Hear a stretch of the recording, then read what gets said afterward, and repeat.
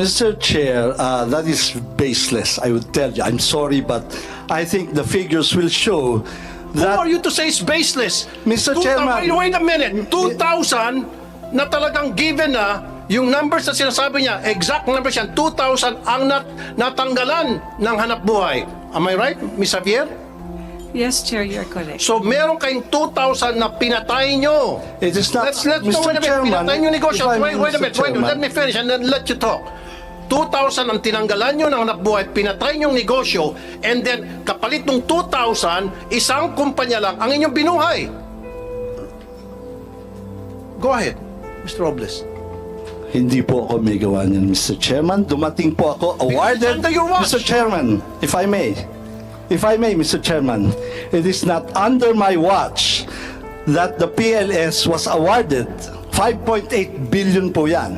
It is a modernization of the lottery system, Mr. Chairman. I came, it was already on the But you implementation were the one stage, who Mr. asked for an Chairman. opinion from OGCC, and OGCC gave you an opinion na saying na hindi. Hey, where are we, Mr. Chairman?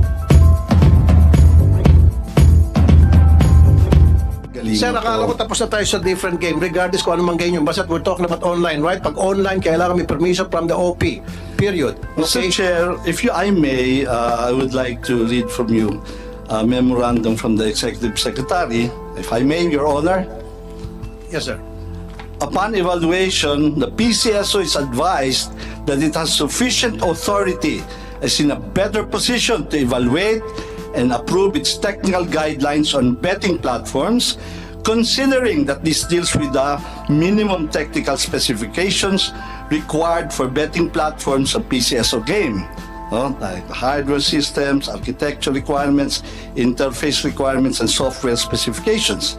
Finding that these are matters that will be better evaluated by PCSO as the implementing agency for its lottery games, this office defers to the PCSO's expertise on the approval of the same. Ito po rin po regarding the betting platform po, which Iloto is a betting platform, Your Honor. So, ang ibig nyo sabihin, with that letter that you just read, and what date is that? So, pinapayagan kayo ng Executive Secretary na to go ahead at kukontrahin itong opinion ng OGCC. Kasi very clear to me, merong opinion ng OGCC, ngayon naglalabas na opinion ang Executive Secretary na sabi na upon your discretion, para i-simplify ko na lang, na pwede kayong mag-decide na mag-enter into a project such as online gaming na kumukontra sa opinion ng OGCC. So ibig sabihin, yung Executive Secretary pumaparing na sa inyo at pinapayagan na kayo na i-bypass itong nakalagay dito sa opinion ng OGCC. I think, read it Mr. right? Chairman, we're referring to two different opinions. So, as far as we're concerned, hindi po namin we're not going against the opinion of the OGCC. No, sir. The opinion of OGCC is very simple. Pinapalawak lang po natin. We're talking about online here, sir. Online lang po. Huwag na natin ibahin pa. Online lang. It's the same animal. Yung birthday panalo and Iloto, online din yun, sir. Wala tayong pinagkaiba dito. Kasi ang sinasabi niyo po, may binabasa kayong sulat na wala po akong kopya niyan, na parang sinasabi ng Executive Secretary, if I read it right, kung tama yung pagkabasa ko, na pinapayagan kayo, is your discretion na gumawa ng anumang klaseng project na pwedeng kasama na dyan yung online betting. Kayo nang bahala gumawa ng mga paraan sa technicalities and all, pinapayagan na kayo ng Executive Secretary. And I don't know kung nabasa ba ng Executive Secretary itong opinion ng OGCC. Sana pinadalhan nyo si Executive Secretary ng opinion. Sir, nagbibigay ka ng opinion yan pero may opinion ng OGCC. Pinagbangga nyo sana. Siguro baka hindi siguro nabasa ito ng Executive Secretary, kasi kung nabasa ito ni ES, then he might not have issued that kind of letter. Kasi kung ako sa Executive Secretary at pinabasa mo sa akin to, ba't pa ako mag-issue ng sulat ng ganon? Sasabihin ko, hindi ko ba magkain yung OGCC? Kasi sigurado ako si ES, he'll make sure na talagang nagko-confront tayo sa lahat ng mga patakaran, sa lahat ng mga protocol sa departamento ng executive. If I may, Mr. Chair, Yes, sir. yung birthday panalo po is a game. Yung pong iLotto is a betting platform. Malaki pong pagkakaiba yun, Mr. Chairman. So, hindi ho pwedeng referring to the same po yun eh. Ito po, sir, ano? Philippine Charities, meron ho ba kayong kopya nito? Opinion number 070 series of 2023. I would presume you have a copy of this. April 19, 2023. Ito po. For attention, Philippine Charity Sweepstakes Office, Melquiades A. Robles, kayo po ito, General Manager, regarding, ito na po, launching of new games with a game proponent as an agent of an experimental test run basis. Ito na nga po yun, test run basis. Sinabi niyo na po kanina yun. Experimental test run basis and procurement of several online betting systems or platforms. So dalawa na yon. Sapul na dito yung iLotto at sapul na rin yung birthday panalo. Ayan na, sir.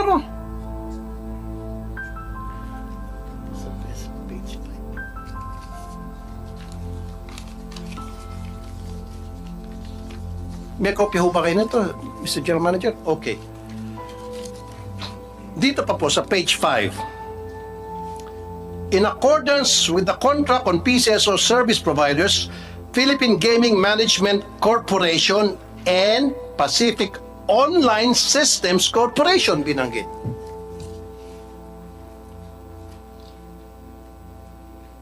Di ba? Binanggit dito yung Pacific Online was online.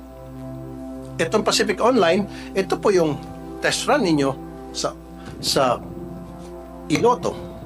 Doon po sa birthday panalo, Pacific din ho ba ang provider? Hindi po, Your Honor. And it's just a proposal po. Exactly. So, doon sa birthday panalo, sinasabi mo kanina, ini-insist nyo magkaiba. Hindi pala Pacific yon. Pacific ang dinimension dito. Po yan, yung dati pong provider po yan. You have to understand po na dati po dalawang provider po ang PCSO eh. No, sino bang ang current provider? Mr. Chairman, if I may, we have the Lotto, the lottery, ano po, yung the over-the-counter lottery. Ito po, meron pong dating PGMC tsaka POSC. So in that context po, para maintindihan natin, ngayon po pinag-isa na yan under one joint venture. So para po ma-mention nila yan, it was a long time ago po yan. Kaya nga po sinasabi ko, we are guided by the more recent one. Ito nga pong memorandum na sinasite ko on the web application-based program. So yung PLS na po ngayon yan sa lottery namin. Philippine Lottery System. Kaya hindi na nga po kasama yung PGMC and the POSC on the traditional, on the usual over-the-counter. Kaya po, we really have to be specific kung ano ang hilingi namin ng opinion. Kasi magkakasalabat po yan. Iba po ang context, yung backdrop po ng sinasabi nyo na yung sa birthday panalong hinihingi namin. Precisely. I see what you're saying. I know where you're coming from. But you should understand, ito pong sulat ng OGCC na ipinadala sa inyo, I hope you have a copy of this. Very clear po, plain and simple. Ulitin ko po, paulit-ulit na tayo dito para mas maintindihan natin.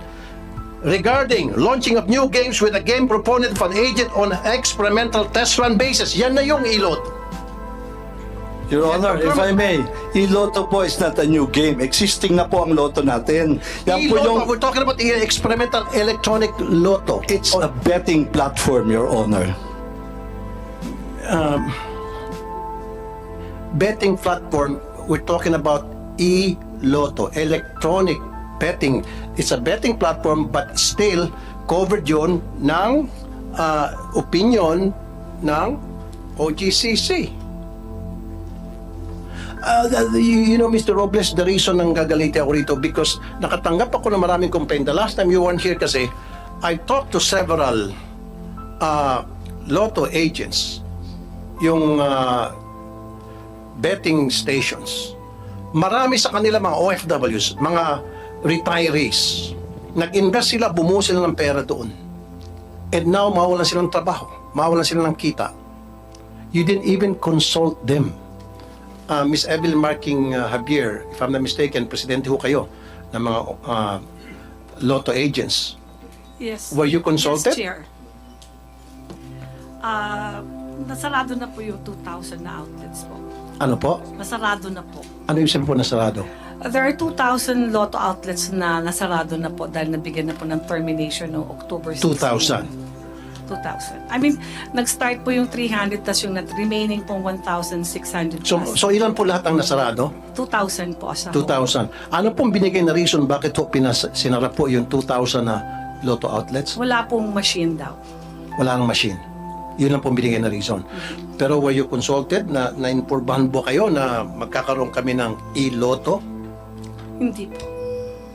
na posible maapektuhan ang ilan sa inyo o marami sa inyo? To my understanding, Chair, with the previous administration, they had plans of having that. Parang pag-aaralan pa po. We were just surprised na ang bilis-bilis lang po siyang na. So yung previous administration, before Mr. Robles became the general manager, so meron na kayong narinig na plano. Iplano po. But you, pero nakonsulta kayo, Opo, alam po namin. alam nyo. Ang kinagulat nyo na lang, all of a sudden, boom, natuloy na. Opo. Okay. Mr. Robles, you might want to answer. Thank you very much na in-acknowledge you na it's not under my time. Kung nga po ang tatanungin niyo po, it should be 11,000 outlets. Had it been under my watch, Mr. Chairman, hindi ako papayag sa 6,500. No? That is a fact. Hindi po under my watch to, and I even asked my managers, why did you allow? And sila po ay kausap ng GM. I'm surprised why they did not raise that up. They're very close po with the past administration. So, well, they have the reasons for not saying it. Tama po sila. Hindi po dapat. But ang trust naman of that administration is to modernize the 25-year-old system. Now, dalawa pa nga na laging nagbe-breakdown. So, tama po kayo. Hindi ho dapat pinasarayan at marami pong nawalan. At even po kami sana, we could be getting more income had the previous administrator not implemented that. When I came, awarded na po yan. May timetable na po ang implementation. Ms. Javier?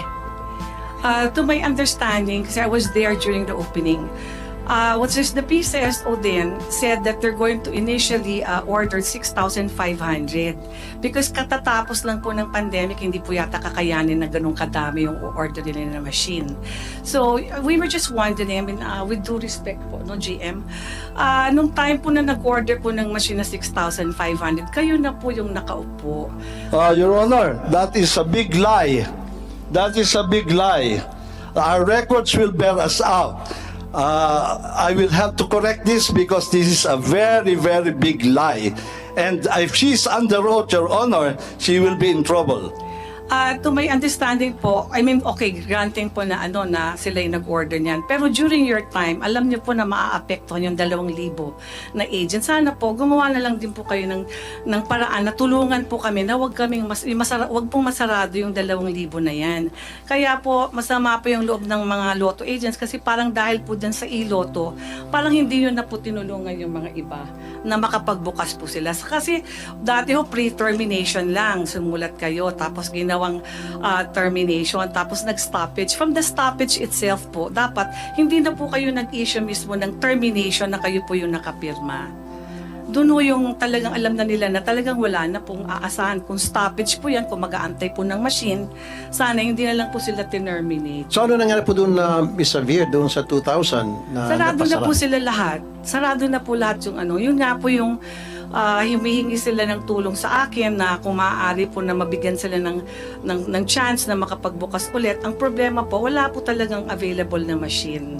Pero open naman po nang mag-apply ulit. Pero ang problema po, mag-aantay nga po sila kung kung kailan po magmamachine. Pero to my understanding, hindi pa po yata nag-uumpisa yung procurement or do sinasabi po ng mga branch managers na magkakaroon po. Saka before po, umasa po yung mga ibang mga agents po na hanggat wala pa pong machine, yung po ng mga lumang machine namin na ginamit dito sa Luzon, ang ipapagamit. Ang alam ko po parang dati pumayag nga po na yun ang gamitin. Hindi po namin alam kung anong nangyari, kung bakit. Kasi kung I already approached also po the OGCC, that's why I was late last time in coming here. Nakiusap po ako doon kay Attorney Quevedo na kung pwede pong i-extend po yung ELA para po hindi na muna ho sila magsarado at pagbibigyan sila hanggat 4 months. Ang pakiusap lang niya po sa akin na i-inform ko daw po si GM na mag-apela lang para magkaroon po ng time na wag sila munang masarado kasi naaawa. So you're po not sila. granted your request for an appeal? Kasi po, ang hinihingi lang po ni Attorney Quevedo that time is kung pwede daw pong sumulat sa kanila ng letter po si GM or si Chairman Kuwa na humihingi po sila ng extension para magkaroon po ng time kung merong o-orderin na machine or something. Pero sinabi ko po yun kay AGM Arnel Casas na yun po yung request ni Attorney Quevedo na kung pwede gumawa po sila ng sulat na nire-request po nila na ma-extend po yung ELA para patuloy pa po sila na makapatuloy po na makapagpatay at hindi masarado yung 2,000 kasi naaawa rin po siya dun sa mga agents na yun. At that particular time parang nag-follow up ako, parang sabi po hindi naman po talaga nangyari na nakagawa po ng apela. Kasi Mr. Robles, 2,000 na mga lotto agents, sinibak nyo, tinanggalan nyo sila ng hanap buhay, pinatay nyo in short. Pero yung kita sana napupunta sa kanila, napunta ngayon sa Pacific Online Systems Corporation. Meron kayong pinatay na pagkarami-rami, 1,000 ang pinatay ninyo at isa lang ang inyong binuhay kapalit ng 2,000. Ito na nga yung online. Mr. Chair, that is baseless, I would tell you. I'm sorry, but I think the figures will show Who that... are you to say it's baseless? Mr. Chairman. Wait a minute. 2,000 na talagang given na yung numbers na sinasabi niya, exact numbers yan, 2,000 ang natanggalan ng hanap buhay. Am I right, Ms. Javier? Yes, Chair, you're correct. So meron kayong 2,000 na pinatay nyo. It is not... Let's Mr. wait a minute. Chairman, Pinatay nyo negosyo. if I may, Wait a Mr. minute. Chairman. Let me finish and then let you talk. 2,000 ang tinanggalan nyo ng hanap buhay, pinatay nyo negosyo, and then kapalit ng 2,000, isang kumpanya lang ang inyong binuhay. Go ahead, Mr. Robles. Hindi po ako may gawa niyan, Mr. Chairman. Dumating po ako awarded, under your watch. Mr. Chairman, if I may, Mr. Chairman, it is not under my watch that the PLS was awarded.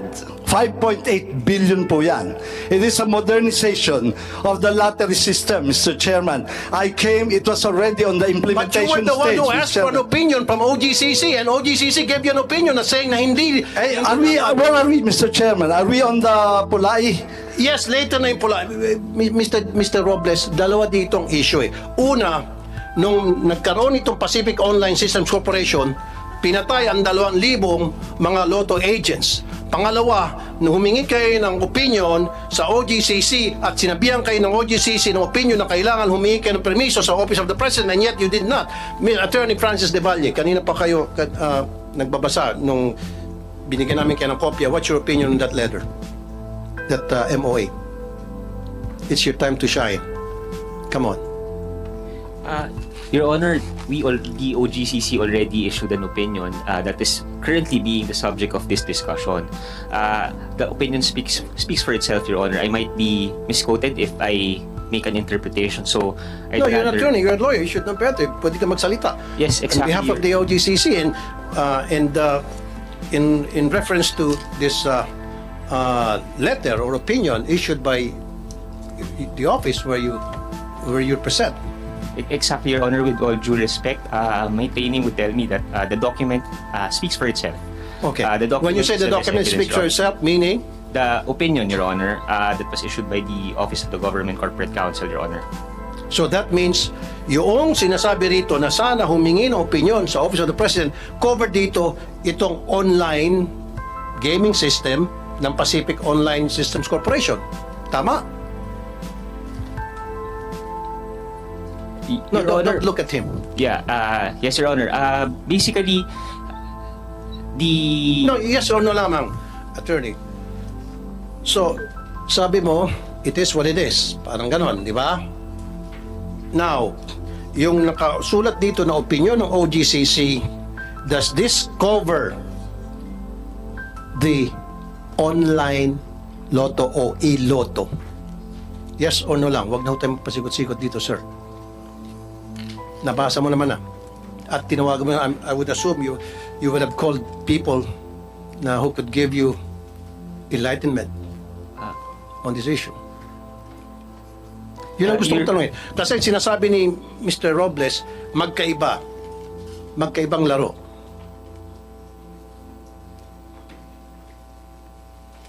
At itong dokumento kasi ito, galing sa OGCC. So kaya binigyan kita ng kopya para basahin mo at pagkatapos, come up with your own opinion, being the lawyer of OGCC, and at the same time, make some phone calls. Do it right now. Open pa naman siguro opisina, 2 o'clock pa lamang. Call. Your Honor, the signatories of that opinion is currently in a meeting with the Department of Justice. Okay, sige. Wala yung mga So, signatories. But, make some phone calls and kung kinakailangan, basahin mo yung mga libro ninyo dyan sa OGCC, mag-utos ka na basahin kung ito ba ay tumutugma. Yung mga, ito bang nakasulat dito, tumutugma doon sa mga libro ninyo.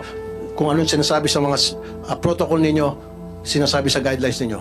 So again, I would like to make it short. Tama ba yung sinasabi ko na itong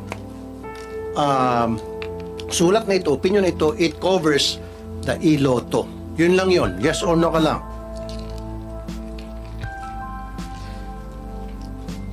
Sabi mo kasi kanina, it is what it is. Meaning, kung ano yun nandyan, yun na nga yun.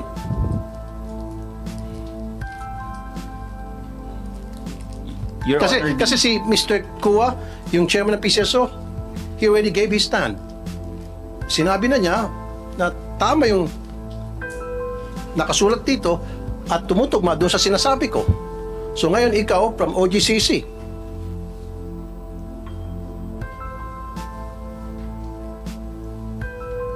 Kasi itong dokumento to galing sa inyo eh.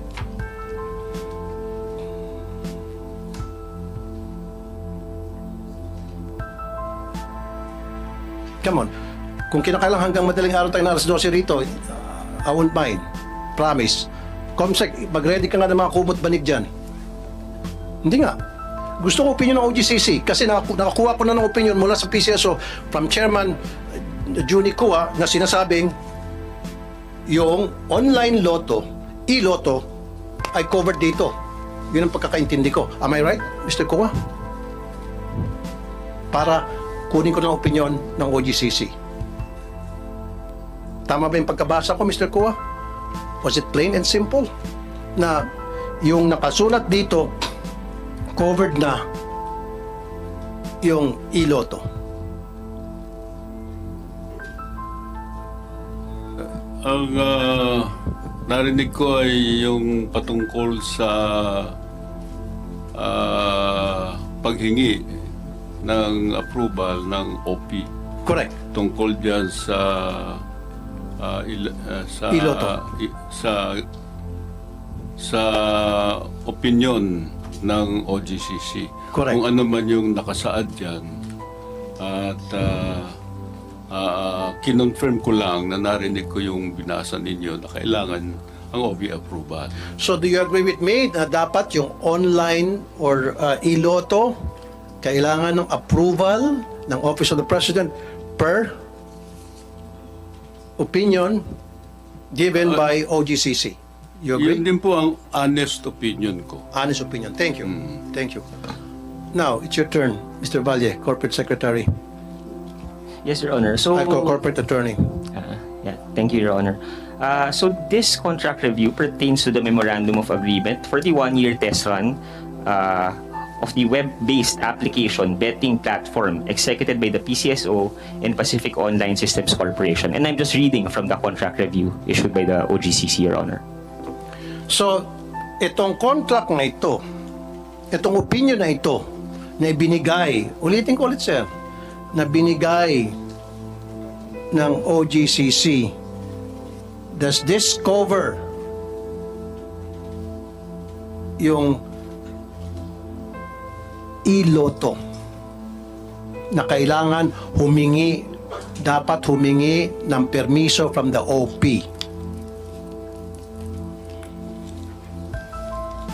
Simple lang po yung tanong ko, sir, na nahirapan po kayo. Kasi ang pagkakalam ko, lahat ng government-owned corporation, any kind of transaction they should enter into, any kind of entity, they should get the permission of the Office of the President. That's plain and simple. I'm not a lawyer, but I know that because I read some articles and I've read some procedures, policies pertaining to that. And you're a lawyer and you don't know, and kailangan mo pa maghanap. My apologies for that, Your Honor. I'd rather be careful because I don't want to mislead the Honorable Senator, Your Honor. But basically, based on my purpose... No, we're not misleading anybody. Do not tayo sa dokumento. Stick with whatever is written in the document. In these documents. Di ba? Lawyer po kayo, di ba? Kung ano yung nakalagay dito, ganun naman dapat pag mga lawyer, di ba? Stick to documents, wala dapat tayong mga hearsay, walang kulang, walang dagdag, walang bawas. Di ba? Walang dagdag bawas. Kung ano yung nakasulat dito,